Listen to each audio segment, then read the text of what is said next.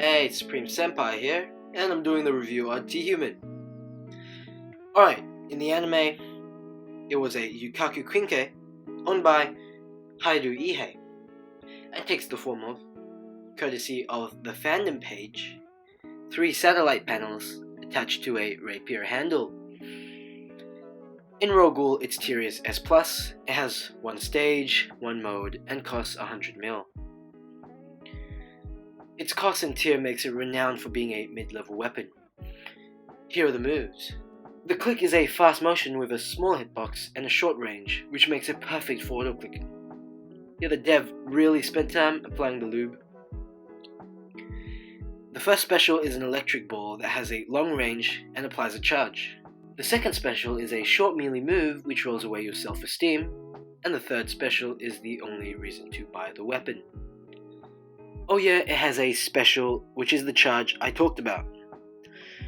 The more charges you have, the bigger your dick is, and the bigger the hitbox of the F move is. Alright, let's take a look at its functionality as a whole by looking at the cooldown, range, hitbox, and execution timings. The click, E, and C move have very short cooldowns because they have small hitboxes or have supportive rolls for other moves. The R move has a moderate cooldown, which is surprising given how close you have to be to my YouTube channel. The F move is pretty powerful, I would say. It has one of the largest hitboxes and range for a move which only has a moderate to high cooldown. Overall, the defensive components are a bit lacking, but there is plenty of passive and aggressive capability in the weapon. Not much potential, however. This leads me on to my next point, determining the aggression of the weapon. Alright, to start things off, I don't think this weapon has much of an ability to be aggressive or passive. The moves are ranged, but there aren't any moves that can allow the T-Human to fall back from aggression or re-aggress themselves. Well, again, there is also a charging period for the F move, and this can be fatal if an opponent is up close. Same goes for fights against DPS-dependent weapons such as AL. However, we have to take in consideration that this weapon is a mid-tier weapon. Now we can see that it can definitely compete with weapons around the mid-tier spectrum such as Scorpion, Kijiri, and Kura.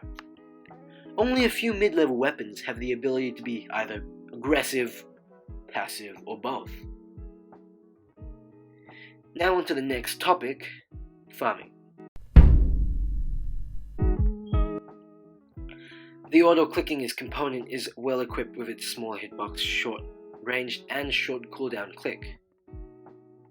In regards to manual farming, just about any weapon with enough range can farm NPCs efficiently. With Edo, it can take part in a team farm, but will struggle with solo farming. Now usually I would outline all the standard combos that could be used with T-Human, but there aren't any due to the lack of stuns. Now I'm going to list the strengths and weaknesses of the weapon. The strengths being that its range is in complete conjunction with its hitbox. I also like the fact that T-Human does have a supportive role for its main move, the F, with its C.